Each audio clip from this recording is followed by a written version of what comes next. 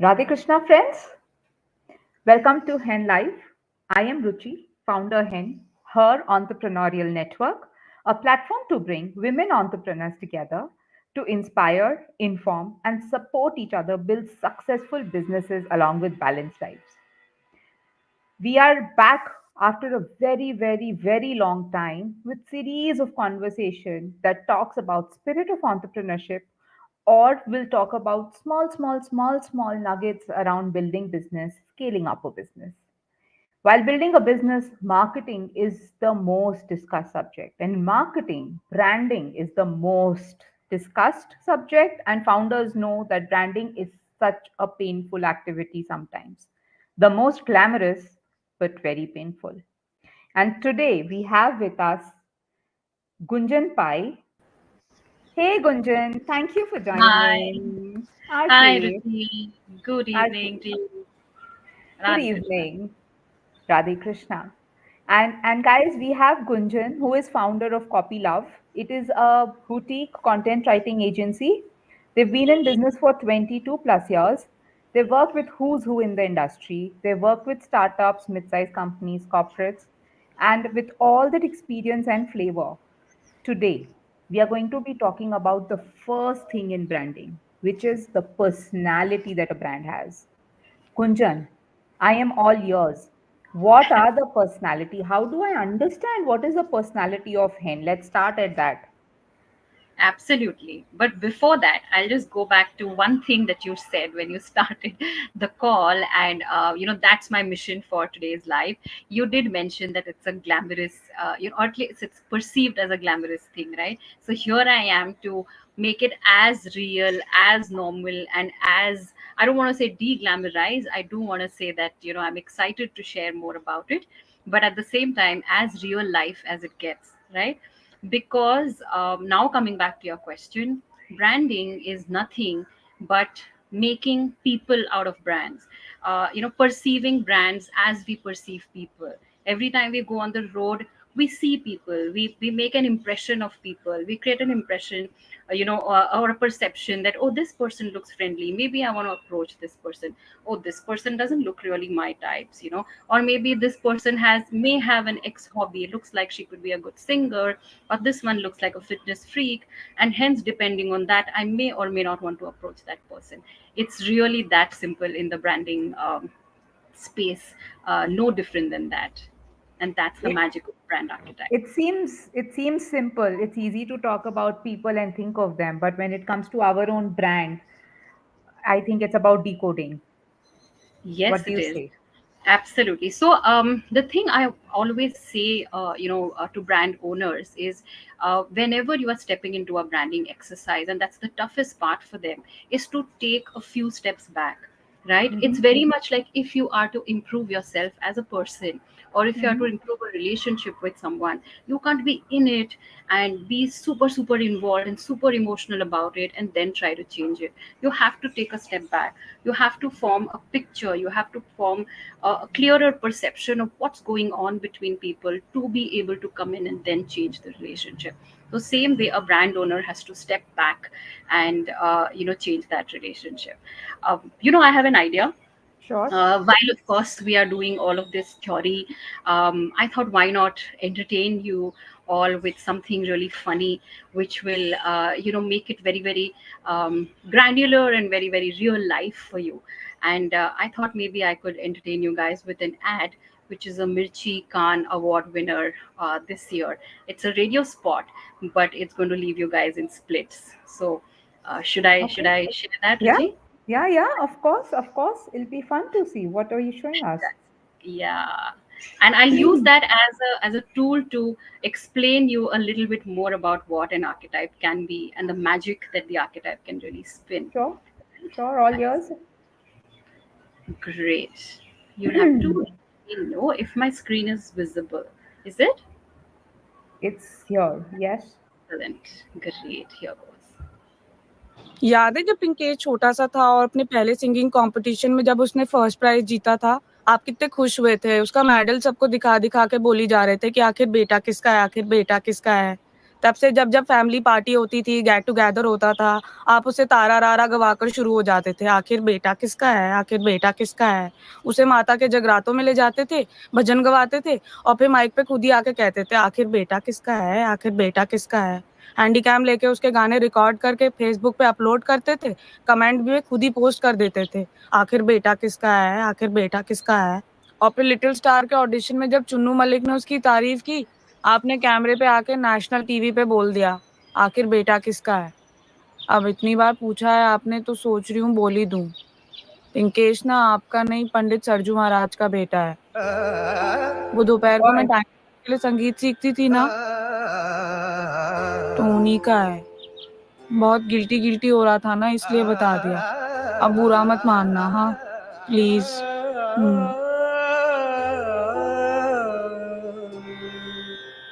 कभी कभी पैरों तले जमीन खिसक जाती है, इसीलिए लगवाइए नेटको anti skid tiles. Okay. Very, very interesting, Gunjan. सही So में. I'll just Yes, so I'll just quickly recap this for the benefit of those who may not be so friendly with Hindi. Yes. It's basically, a really funny take on, um, you know, uh, let's say a person who, has a son, right? And he's always, talking about, do you know whose son is it? Oh my God, he's my son. Oh my God, he's my son. And then a woman at the end confessing that, he's not really your son, and it's the son with whom I had an illicit affair, in a very funny manner. And by the end of it, they say that, for moments like this, when the floor, just you're swept away from the floor because it's just such a life Yeah. turning moment, we have anti skid tiles, right? So Yeah. the thing I wanted to really share is that I found this really funny. And when I was thinking about, how best to explain archetypes, funny or fun is a great human emotion, but many times brands may wonder how funny they can get, like this was a Yeah. really funny one. But if Also, you're a this is also about understanding if my brand can take this, because this Yes, is not the regular story. This is going beyond the normal yes, situations. So yes, it is a pun, but along with that, there is a social responsibility. So let's yes. deep dive into how do we define these boundaries for our brand, and how do we create such personalities for our brand. Yes, definitely. So you're absolutely right. This one is fun to the extent of being cringe, right? And Yeah, I will explain to you which brand can afford to go on the cringy side and which brand should not, right? So, yes, absolutely. I think it's a great idea to dive into what a brand archetype is. And I will have to quickly show you all a little diagram, which, of sure. course, all of you can find on the internet as well. But now with this, experience of me guiding you, you should be able to understand this better. Yes, here you go. You can see my screen. It will just show up now. Yes. Fantastic. Okay. Can you see this wheel over here? Okay. Yeah. So this is called as, so it's a little technical, and I'm just going to keep it very very light so that it's more fun for us and easier to understand. Uh, this is a wheel, and this is called as a brand archetype wheel. An archetype is a sounds like a complex word, but an archetype just means type. What type of person you are, and hence what type of brand you are, right? So it really comes from the understanding that the world has different types of people, and hence different types of brands as well. Okay. And now, if there are too many types of people in the world, how are you going to simplify that? And that's the time there was a Swiss philosopher and psychologist called Carl Jung, who distributed, or segmented the people of the world into 12 different types. That there is a person who's kind of a rebel, who's kind of an outlaw, who will never listen to um, the rules, who will never really follow the rules. Or there are some people who will just walk into a room and light them up, and get the party going. They are the people who can really spin magic into a moment, right? Or there are people who are really masters in their subjects and really are always learning more and always excited to share more about what they know, right? So similarly, these are the some types of people, right? And these are the 12 types of people that he divided. Now in the branding world, people started taking notes that, hey, this kind of a technique can be great for also dividing brands. Why so? Is based on a very very simple principle that we never buy things. Okay, I have a phone over here, I'm not buying the phone directly, every phone is just the same.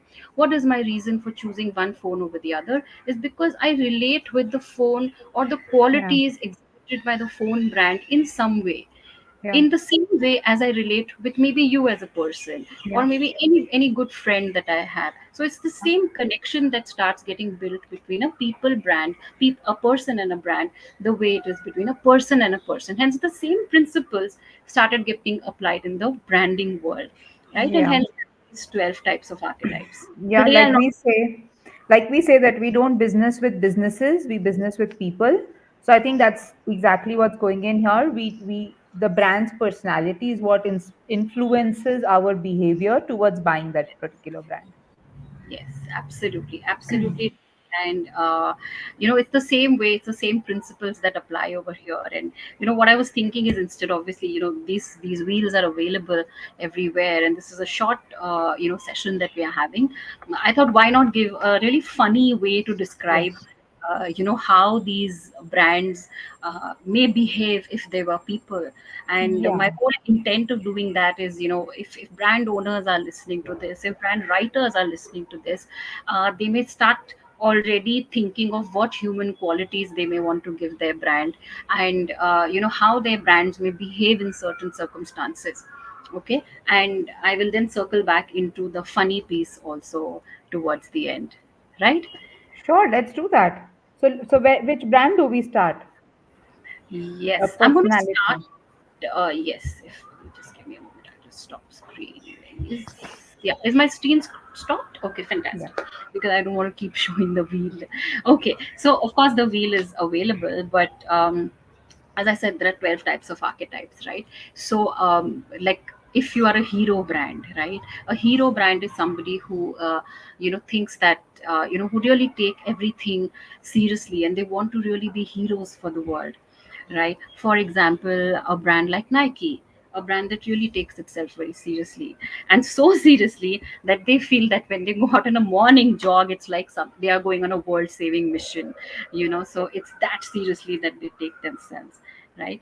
And then you have, let's say, creator. Okay. Before you go there, let's take examples for each one because that will register people. Yes, sure. So a hero brand is, a Nike is a hero brand, right? Because it's out there to change the way people see fitness, right? One of the most important things that Nike says is that we are here for every athlete. We are here to inspire every athlete. And then it does a very interesting thing that very very few brands do. It qualifies what that athlete is by saying that athlete is anybody who has a body. You don't have to be one with six packs, you don't have to be one with a super crazy attitude for fitness or a fitness freak. As long as you have a body, you have the potential to become an athlete, and that's a very Mm. inclusive thing to say, right? Because Yeah. it really gives hope that it is possible for me to become an athlete, and thus Nike becomes a brand for, that's relevant to everyone. Yes. And hence something like, when you go out on a morning jog, you're really saving yourself, you're saving the world, you are really out there doing a better deal for Yeah. yourself. Yeah. And you have the just do it attitude. But Yes. but another question I have before we get into so many different personalities, can a brand have more than one personality type for it? So, I'd say the answer is as simple as, are you just one type of person? You are mm-hmm, not, right? With your mm-hmm, mother, you are different. With your child, you are different. At work, you are different. With your mother, for example, you're the more caregiving types, right? Depends on the kind of age that your mother may have. With your child, you may be the more protective kinds. With your friends, you may be the more fun, carefree mm-hmm. kinds. At work, you may be another person. So brands can be different, Yeah. different personalities, but it's Yeah. good to have a predominant personality type, because that's who you are basically as a person, with a few secondary tertiary traits thrown in here and there to make it more Sure. real. So the goal is to find out which is your main personality type? Like which type do you connect with more? All right. So we've discussed hero. Let's get to the other Yes. ones. Yes, I have a great example, which is my favorite example and most easy to understand, is a creator brand. Right Okay. now, a creative person, if you are, if, no matter whether you are a creative person or not traditionally, or if you have a creative side, you will always find yourself restless and always wanting to do more. Right, so that's the creator archetype. So if your brand is consistently evolving, like Apple, Mm-hmm. you will never see that Mm-hmm. it has taken out this one model and it's the only model that it's advertising for 6 months. Every Mm-hmm. day, literally, if you go out on the road, you're going to see ads for a new model, 1.0, 1.2, 1.3, 1.4. They're constantly evolving. So there is that restless creative energy in them. Mm-hmm. So it's really funny, but I almost like to think of it as, no offense, but let's say a traumatic child who's trying to prove themselves to their mother by constantly wanting to be a better version of themselves. So Yeah. it's just the way how you want to create it, and how the backstory that you want to create for your brand, really, Yeah. so Yeah. that it Yeah. helps them relate every with every turn, right? Yeah. So that's Yeah. Yeah. But the takeaway is a creator is somebody who's constantly creating or becoming a better version of oneself, seeking yes, attention with its work. absolutely. It's like they have more unfinished DIY projects than all seasons of all episodes of Netflix combined. Awesome. They may constantly be creating and reinventing newer things. Awesome. All right. Let's get to the third one.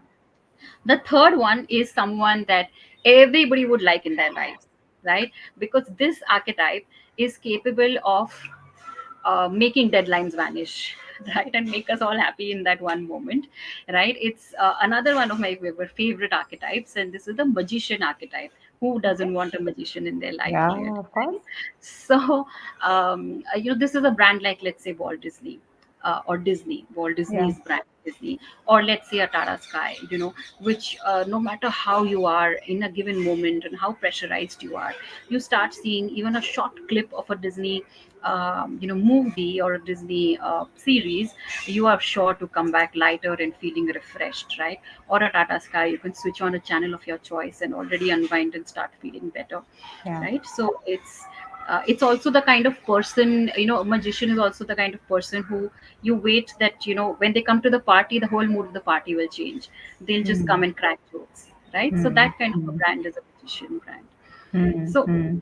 in many ways, it's like, what's the final aim of your brand? What do you want your brand to do you want your brand to light up people's lives? Do you want it to or you want it to constantly be a creator, or do you want it to have information, be the knowledge spreader, take that responsibility? So hence, that reflection always makes a huge difference. Interesting. Okay. Yeah, Okay. All right. So we've spoken about hero, creator, magician. that's right, that's right. All right. Let's get to the fourth one. Yes, which is another very interesting brand, and someone that you will really find near you at all times. So near that they are literally the guy or the girl next door. So that's what this brand is called. This archetype is called. It's called the girl next door, or the guy next door, or also called as the everyman brand. A brand that is relevant. It's let's just say it's a mass brand. It's relevant Hmm. across. It's relevant to every person's some need or the other, and every person will find some need getting satisfied with this brand, right? So for instance, IKEA is an interesting brand, which serves everybody and is always there to give a solution. And literally, from the time that IKEA has invaded India, I'm sure there is one piece of IKEA that everybody owns, because they make stuff that's so relatable, right? Yeah. Is Parle-G also an everyman's brand? You could say that Yeah. not only because of their price point, but because of the sweet kid who everybody loves, and Yeah. you know that kind You of don't mind having Parle-G at like, and thing. everybody like Yes, can relate absolutely. to it. They have a Yes. memory with it. Even Maggie, for that matter. Yes, Maggie also could be an everyman brand. Yes. Okay. Let's get to the fifth one. Yeah, I hope everyone's having fun, listening to these fun takes Yes, on Mitch brand. just now shared with us some interesting info. Thanks, Mitch. Keep that coming. And to all our viewers, if you have a question, please feel free to share. Gunjan, let's go to the fifth one. Fifth We one. are 19 minutes up. We have another 10 minutes to go. Oh, fantastic. We'll quickly race through, but we'll ensure that it's fun. So, the next one is the innocent brand archetype. An innocent brand archetype is someone that, who has a very idealistic picture of the world, right? It's like almost that little girl in you who goes out into the world and sees everybody as a potential best friend. Mm-hmm. That everything's ideal, everything's good. And a great example of that is Dove, right? Dove Mm. is all about that nice, and it's not just about skin, right? So if you've seen, Dove has moved across from being a skin face and a skin brand to becoming a flag bearer of women of all kinds, that every Mm. woman is beautiful in her own way. That kind Mm. of an extension also, I want to share that, only brand archetype allows for that kind of an extension to happen, because you want an ideal world, you want a world that's equal for women, no Yeah. matter how they look. It's all about accepting the way you look and being happy with the way you look, Yeah. right? Yeah. So Yeah. that's Yeah. another So important innocent is about not being judgmental, just being yourself. at all. Can we say that? Absolutely. Yes, So, absolutely. and that's what Dove does. They kind of just accept people. That's how their campaigns are designed. That's well said. Yes, very much. It is about absolutely being non-judgmental and taking the world for what it is and making it a beautiful place for everyone. Awesome. Right? So we've discussed hero brand. We've discussed the everyman's, the next door brand, or the everyman's brand, Yes. the magic, and Yeah. we've discussed innocent. Guys, if you have examples for it, please feel free to share. All right, now we go to the fifth Yes, we one. will go to the very easy one, really. I'm sure you would have, if you are, you may find many of them around you as people who are rebellious, right? Mm-hmm. Or people who don't want to follow the law, right? So, for example, Royal Enfield is a rebel brand, right? You would see these guys who go on their own trips and they are just doing their own thing, irrespective of what the world feels about them, right? So that again is a very simple brand to understand. So specifically brands who are into anything that is a bit quirky, anything that's trying to make a statement, anything that's a little different, all of these kind of brands will really fall into this category, right? Come again. The category was The rebel or the outlaw. rebel. Yeah, Hmm. easy one. Okay. Yeah. We move on to another So brand type. just coming back, Rebel is a brand that will create its statement going against the norms of society Yes. if need be. So it is Yes, and about choosing yourself. it is about that, and it is also about finding some people like you and doing your own thing, then All right. little almost bordering on the antisocial, or at All least right. asocial if not antisocial, All right. Okay. right? So All they right. do their thing, right? Yeah. Okay. Moving on to another brand archetype that most people will love and most people crave is the lover archetype, right? Mm-hmm. Which is something where a brand that really feels like your own. And many brands, that perfume brands, right? A Tiffany, for example, or a brand that touches you in your skin, like a lingerie brand like Victoria's Secret. They are the brands that really actually physically caress you, right? So these are very often called as lover brands. That's the whole. So let's talk about Lover brand a little bit more. Yes. Um, um, let's make it in a sense of understanding how do I think of my brand that is Lover. Um, Yes. I want to say one thing on this one, okay, now, which is a very pertinent point that you raised. So, while a brand like a Victoria's Secret could be a lover's brand, it doesn't mean that every lingerie brand that you introduce is a lover brand. It yes. depends on what kind of personality you want it to have.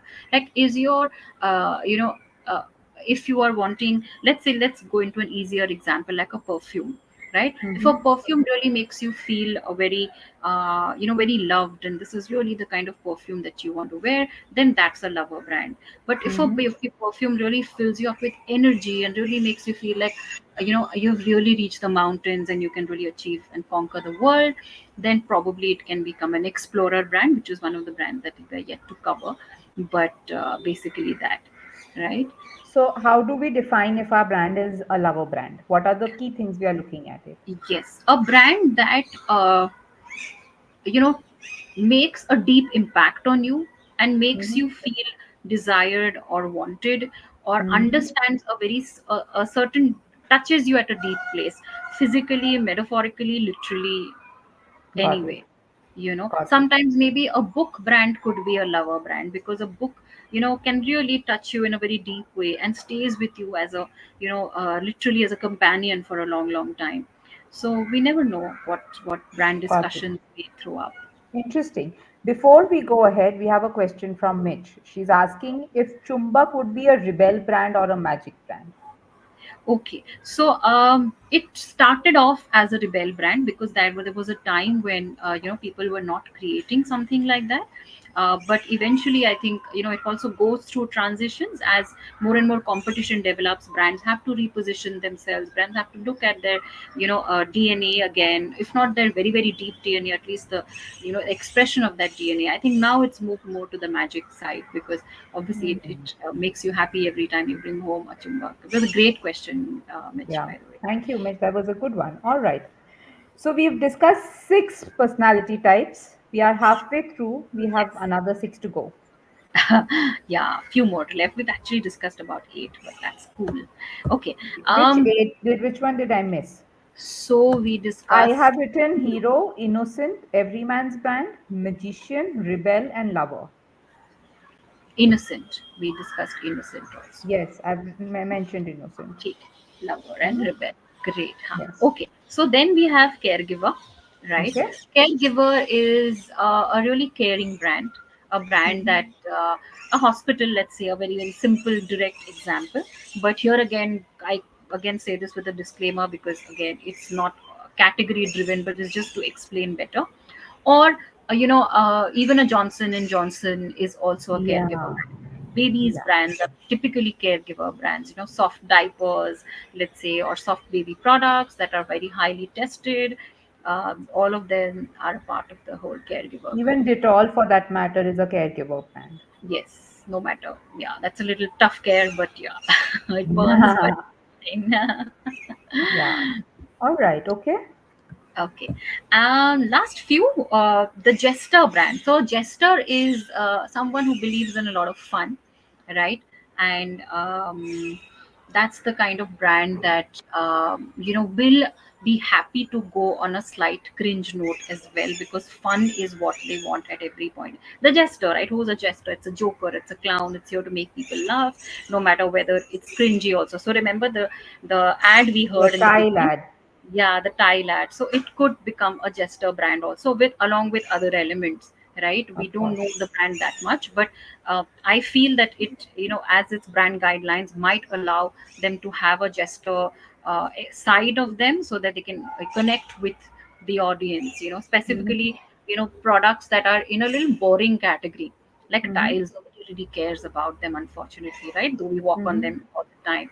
So Mm-hmm. those kind of brands are, they may choose the Jester route to be able to build their connection with people.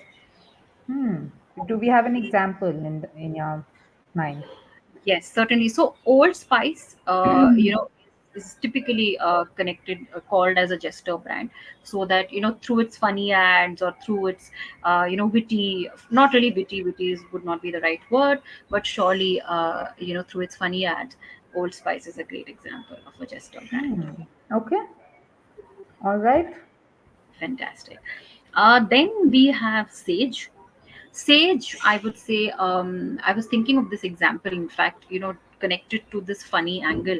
So, a sage is, let's say, a Google, right, which has a lot of information to give, very wise, wants to talk about a lot. And another example I was thinking of Sage is the economist, wants to say a lot, right?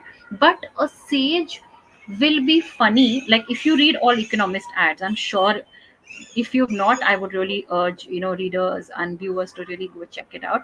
They are the next league of witty ads, right? They are really smart. They are being funny, but they are being witty, right? They are not a jester funny, but they are a sage witty, still What is a funny. jester funny? Jester funny was that Nitco ads that you saw, right? Okay.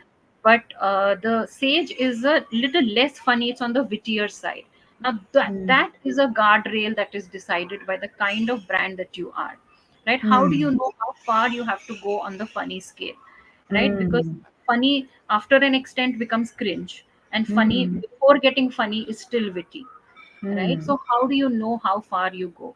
It's Hmm. defined by stuff, things like brand personality and the kind of leeways that your brand personality will give you.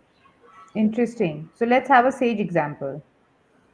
Sage example, Economist is a great Sage example. Even Google is a great Sage example. So they may employ some wit while talking to their customers to be able to Hmm. make something, kind of grab their attention, Hmm. right? So those are some great examples Hmm. who All may right. know you very much like a sage, but at the same time, employing wit to be able to connect with people. Sure. Sure. Just give me a second because we have a question. Yes. Nirmal Puri says, what type of branding are you talking about? I just came to the show. So, Nirmal, we are talking about brand personalities. So, don't worry, we are talking about different types of brand personalities. You can start the conversation from where we are. Now, we are going to be talking about the 10th brand personality.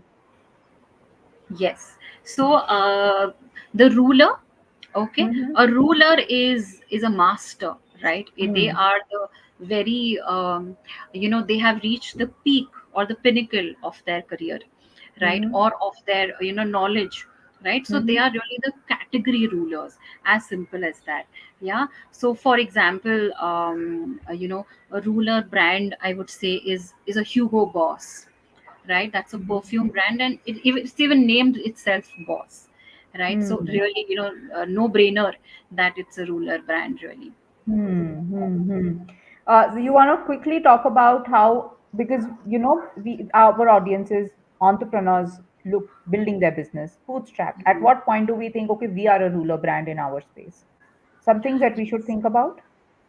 Yes, surely. So it depends a lot on what you are set out to do. It's a Mm-hmm. mindset. It's not necessarily a market positioning of yours basis the kind of money that you're earning or the kind of popularity you have till now. It's a mindset. If you're out there to create a ruling, with a ruling attitude, or to, if you're here to create, a ruling disruption in what you're doing, then you're already a ruler in your mind, right? For Mm-hmm. example, in a skincare category, somebody creates a disruptive technology and says that, with this I am just going to crack the skincare market and I'm going to rule it in the future. Then they already Mm-hmm. have the ruler mindset right from day one.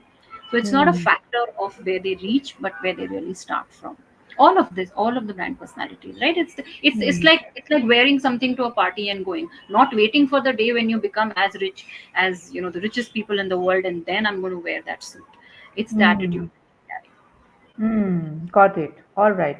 So it is if we believe we are bringing in something disruptive and we connect with that energy, no matter how big or small we are, but that energy is what builds our brand. Cool. I think you really summed it with the right words by calling it an energy, because it's really, really just that. Yeah, yeah, because that's what the brand is. But we have a question from Mitch. She's asking, do we have these brand archetypes for individual or personal branding also? Yes, definitely we have it for personal branding. So many times, the what we like to do is we like to compare these archetypes to also people. For example, because it's the Ambani wedding season, Anita Ambani is nothing but a ruler brand, right? So when her personal branding is happening, she is doing everything that a ruler brand should do. And of course she has achieved where she is, but it hasn't come in a day. It's not an overnight thing. She has at some point in time thought to herself that I'm going to rule this, and this is how I'm going to position myself. And Yeah, from there she has built it up, and she's a ruler today. awesome. And this example comes right at the point where we were just about to close the ruler brand. So, guys, yes, Nita Ambani is a ruler brand. All right.